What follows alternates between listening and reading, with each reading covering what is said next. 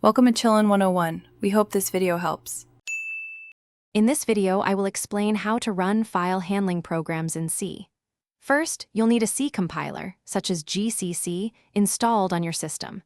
This essential tool translates your C code into an executable program. Next, select a comfortable text editor or an integrated development environment like VS Code or Code blocks to write your code. Finally, confirm that your system's path variable correctly points to your compiler's installation directory for easy access. Now, let's write the C code. Begin by including the stdio h header, which provides necessary file handling functions. To open a file, use fopen, providing the file name and access mode, such as W for write or R for read. For example, fopen data. txt w opens a file named data, txt for writing.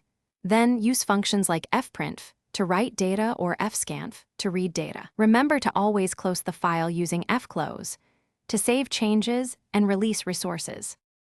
With your C code written, the next step is compilation. Save your source code file with a C extension, for instance, file handler. C. Open your terminal or command prompt and navigate to the directory where you saved this file. Then, use your C compiler, typically GCC, to compile the program.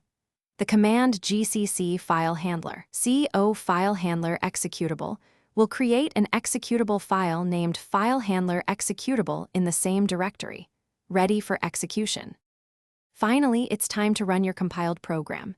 In your terminal, simply type the name of your executable file. For example, on Linux or Mac OS, you'd use /file handler executable or file handler executable, exe on Windows. The program will then execute its file handling operations. After running, check the console for any output messages. Crucially, open the target file, like data.txt, to verify that the read or write operations were successful and the content is as expected. Thanks for watching. Consider subscribing if we helped you.